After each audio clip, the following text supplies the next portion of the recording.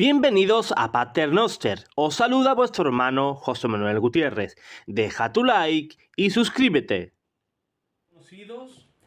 ¿Qué iglesia protestante tiene una Santa Madre Teresa, un San Juan Pablo II, un San Juan XXIII, un San Padre Pío de Pietrelcina, un San Francisco de Asís? ¿Qué iglesia protestante puede decirme a mí que los primeros mártires eran de su secta? Ninguna. Bendiciones, hermanos, sean todos bienvenidos. Hoy os quiero dar siete reflexiones o siete motivos por los cuales no volvería a ser protestante. O si nunca abandonaste la iglesia, como yo sí lo hice, pues son siete consejos, 7 ideas que debes de tener en cuenta antes de abandonar la iglesia. No hay motivo, no existe un solo motivo para que tengas que abandonar la Santa Iglesia Católica. Y yo te voy a dar esos motivos para que nunca te vayas de aquí. Vamos a hacer este primer video. Seguramente haremos una serie de unos cuantos videos sobre los motivos por los cuales yo no me iría jamás, ni loco, como decimos aquí, ni harto de vino, jamás me iría a una secta, a una iglesia protestante. Primer motivo: la idea protestante de la iglesia invisible es también, dentro de las muchas novedades, es también una novedad dentro de la historia del cristianismo y totalmente ajeno a la Sagrada Escritura. Por tanto, la idea que tiene el protestante de iglesia invisible es una idea falsa. ¿Qué significa iglesia invisible? Puede haber personas que piensen cualquier cosa extraña y no saben lo que significa. Iglesia invisible es el concepto que tiene el protestante, en el cual ninguna iglesia, ninguna institución, pues representa a Dios en la tierra. O sea, Dios no fundó ninguna iglesia, sino cualquier iglesia a la que tú pertenezcas, pues haces vida en esa iglesia, pero solamente Dios sabe quiénes son los verdaderos creyentes. Por eso, si veis, a un protestante les da igual ser mormón, que pentecostal, que adventista. Para ellos eso no es importante, ¿verdad? Ellos van saltando de iglesia en iglesia, de culto en culto, y para ellos eso no le acarrea ningún problema. Pero la misma Sagrada Escritura pues contradice esta falsa idea de iglesia invisible. Podemos leer San Mateo capítulo 5, versículo 14, en el cual el Señor señala a sus primeros discípulos, esos primeros integrantes de la iglesia.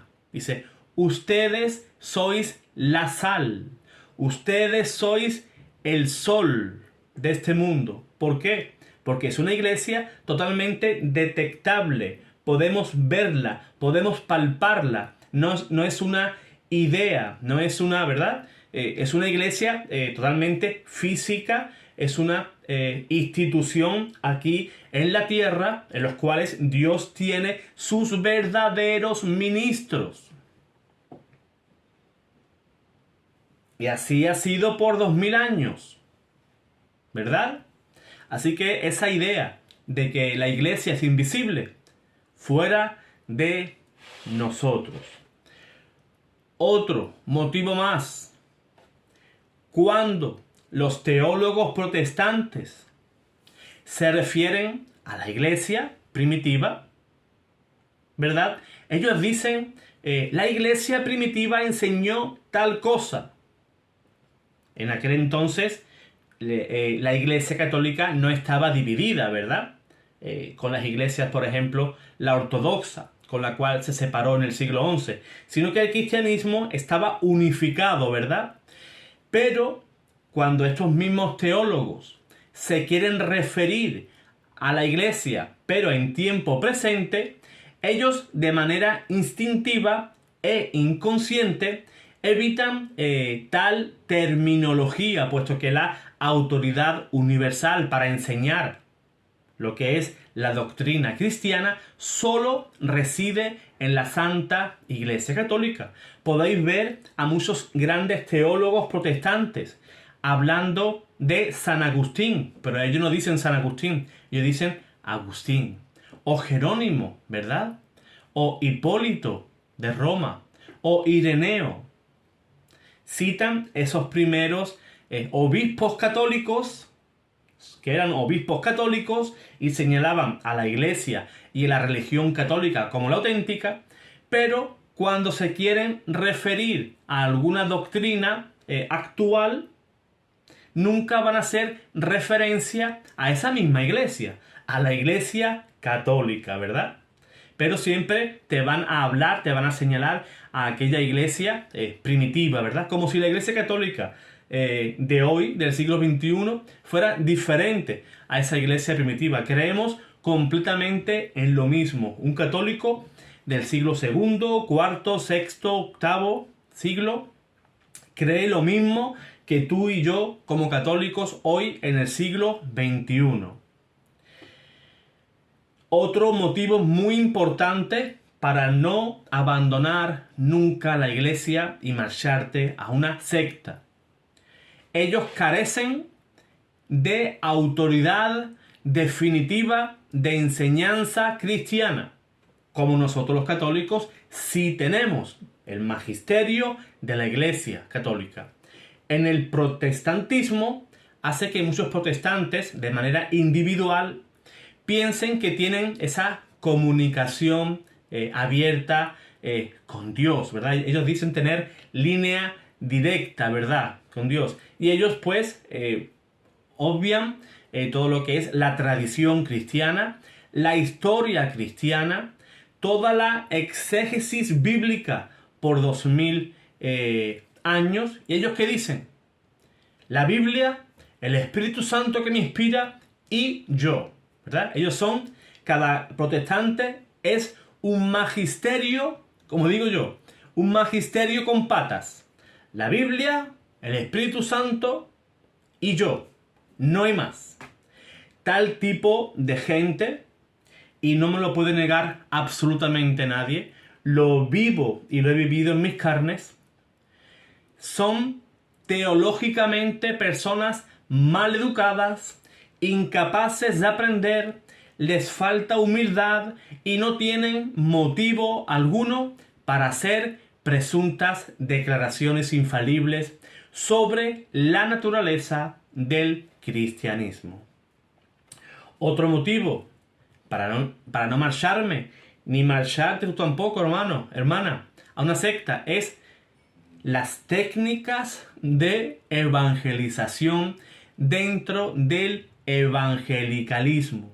Son frecuentemente maniobras, manipulaciones y verdaderamente no son técnicas de evangelización que deriven de la Sagrada Escritura. Y si me apuras,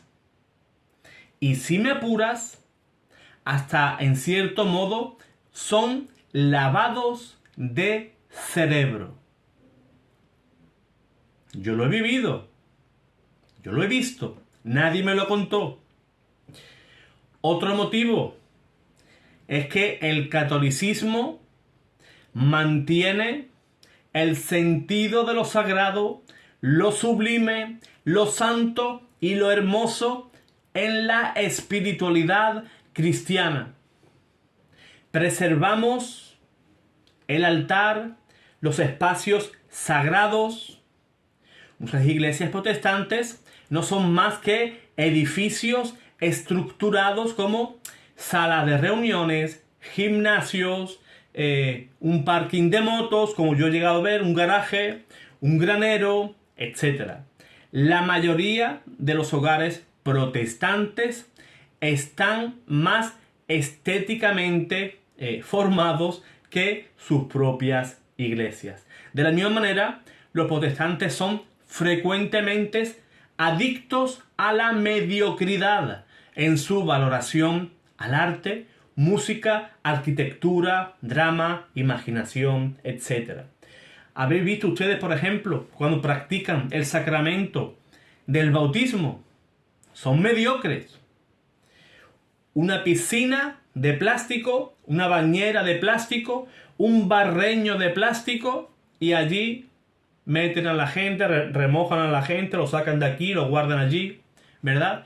No hay sacralidad, no hay respeto por lo sagrado. En una palabra, son mediocres. No valoran el arte, nuestras imágenes, el arte sacro. No valoran la música, por ejemplo, el gregoriano,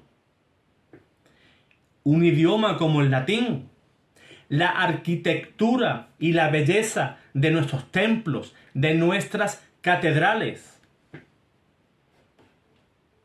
Son mediocres. Otro motivo importante: el protestantismo ha descuidado grandemente el lugar de la liturgia en su culto de adoración. De ahí vamos a sacar, ¿verdad? Y vamos a hacer dos excepciones: la iglesia anglicana y la iglesia luterana, que sí mantienen la liturgia.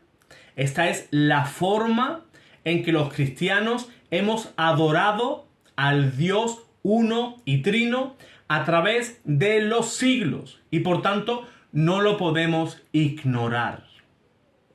No es algo banal. El protestantismo tiende a oponer materia y espíritu, favoreciendo siempre a este último. Sobre esto, el protestantismo es de cierta forma gnóstico y docético. El último motivo que te voy a dar, que tengo muchísimos más, como hemos dicho, vamos a hacer una serie sobre estos motivos por los cuales no me hago protestante ni loco. Por último, pero no el último, el catolicismo, óyeme bien, hermano protestante, hermano católico, el catolicismo tiene la más sublime espiritualidad y vigor devocional manifestado en miles de formas diferentes. En la iglesia existe hasta 24 ritos litúrgicos diferentes. Hay una riqueza inmensa.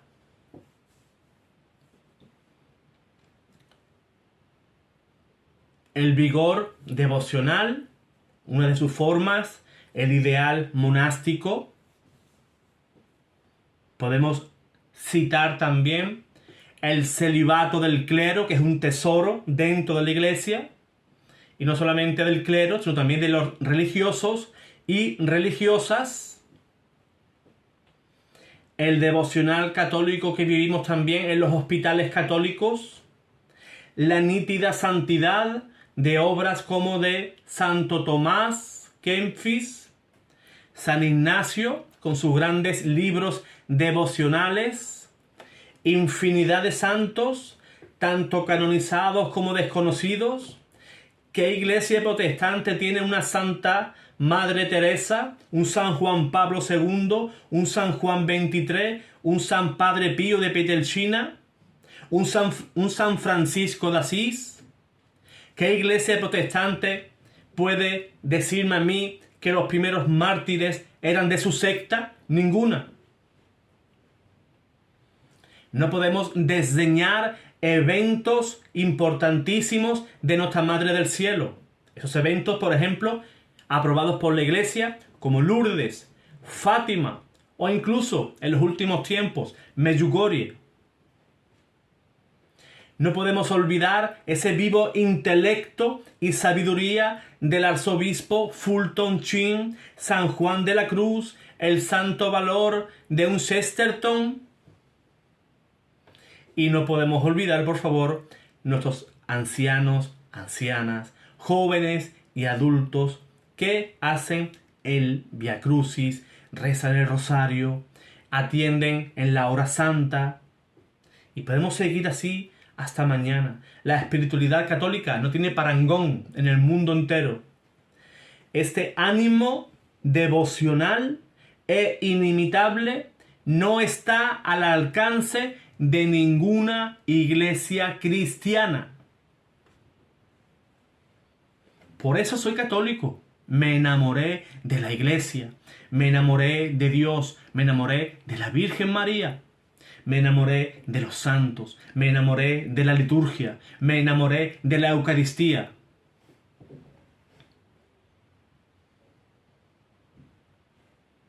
Y aún sigo enamorado. Y no me pienso desenamorar. Aquí, en la Iglesia Católica, estoy en casa. Dios te guarde, Dios te bendiga.